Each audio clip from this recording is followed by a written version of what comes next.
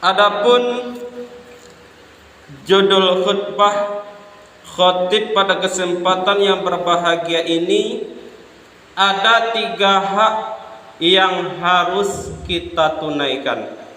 Kaum muslimin yang berbahagia, suatu ketika Rasulullah sallallahu alaihi wasallam berpesan kepada sahabatnya, di antaranya Mu'adz bin Jabal dan Abu Dzar Al-Ghifari. Qala Rasulullah sallallahu alaihi wasallam, ittaqillah haitsu ma kunta wa atbi'is sayyi'atal hasanata tamhuha wa khaliqin nasa bi khuluqin hasan. Rasulullah berpesan kepada sahabat, yang pertama, ittaqillah haitsu ma kunta, bertakwalah kamu kepada Allah dimanapun engkau berada.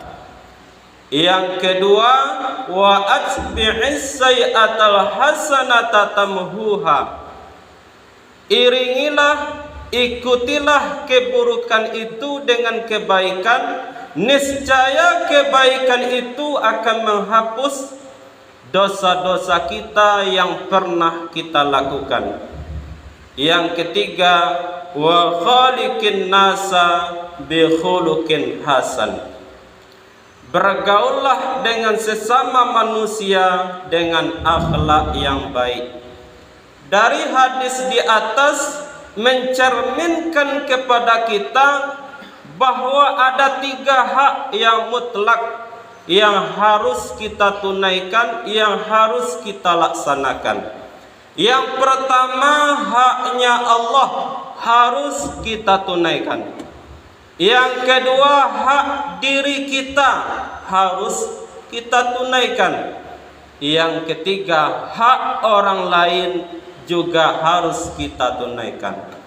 Yang pertama, hak Allah harus kita tunaikan. Apa haknya Allah? Yaitu untuk kita sembah, untuk kita ibadahi. Karena Allah Subhanahu wa taala berfirman di dalam Al-Qur'an, "Wa ma khalaqtul jinna wal insa illa liya'budun." Tidak kuciptakan jin dan manusia kecuali untuk menyembah kepadaku, untuk beribadah kepadaku. Itu adalah hak Allah yang harus kita tunaikan. Bagaimanapun kondisi kita, bagaimanapun keadaan kita, hak Allah harus kita laksanakan. Contohnya salat. Apabila masuk waktu salat, bagaimanapun kondisi kita, bagaimanapun keadaan kita, yang namanya salat harus kita tunaikan. Karena itu adalah hak Allah Subhanahu wa taala.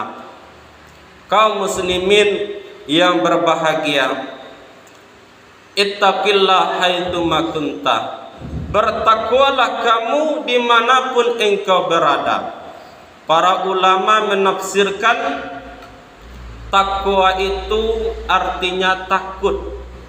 Kalau kita takut kepada Allah Subhanahu wa taala, kita mendekatkan diri kepada Allah, taqarrub ilallah. Biasanya kalau kita takut dengan binatang yang dikhawatirkan karena kebuasannya yang mencelakai kita, kita menjauh dari binatang itu.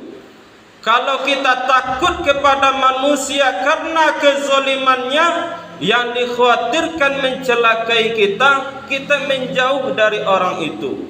Tapi kalau kita takut kepada Allah Subhanahu wa taala, taqarrub ilallah, justru kita mendekati Allah Subhanahu wa taala. Bagaimana cara mendekatkan diri kepada Allah? Bil amali saleh, dengan cara memperbanyak amal soleh yang didasari dengan keikhlasan semata-mata karena Allah Subhanahu wa taala. Yang kedua, hak diri kita. Diri kita ini tubuh kita ini punya hak. Apa hak tubuh kita? Hak tubuh kita lain dan tak bukan manakala kita bersalah, manakala kita berdosa, cepat-cepat kita beristighfar kepada Allah, bertobat kepada Allah Subhanahu wa taala, kemudian diganti dengan kebaikan-kebaikan. Niscaya kebaikan itu akan menghapus kesalahan-kesalahan kita, dosa-dosa kita yang telah berlalu. Wa atbi'is sayyi'atal hasanata tamhuha. Ikutilah keburukan itu dengan kebaikan, niscaya kebaikan itu akan menghapus dosa-dosa yang pernah kita lakukan. Kaum muslimin yang berbahagia, kita ini yang namanya manusia tidak lepas daripada kesalahan dan dosa. Kata Nabi, kullu bani Adam khatta'i wa khairul khatta'u at-tawwabun. Setiap anak Adam, setiap manusia mempunyai dosa. Sebaik-baik orang yang berdosa itu mau bertobat kepada Allah Subhanahu wa taala. Kenapa kita dianjurkan bertobat kepada Allah? Karena ajal kaum muslimin tidak ada yang tahu. Kadang di malam harinya masih bisa bercanda dengan keluarga, dengan sanak famili, dengan teman kita. Di siang harinya ternyata diumumkan oleh orang lain, inna lillah wa inna ilaihi raji'un. Di pagi harinya keluar mencari nafkah, dia pakai bajunya sendiri, dia pakai pakaiannya sendiri, dia tunggangi kendaraannya sendiri. Ternyata dia pulang dalam keadaan jenazah, dalam keadaan diantarkan oleh orang lain, dalam keadaan dibukakan bajunya oleh orang lain, dalam keadaan dimandikan oleh orang lain. Karena itu kaum muslimin, ajal kita tidak ada yang tahu. Oleh karena itu, bersegera bertobat kepada Allah Subhanahu wa taala manakala kita bersalah atau berdosa, karena itu adalah hak diri kita yang harus kita tunaikan. Yang terakhir, wa khaliqin nasa bi khuluqin hasan.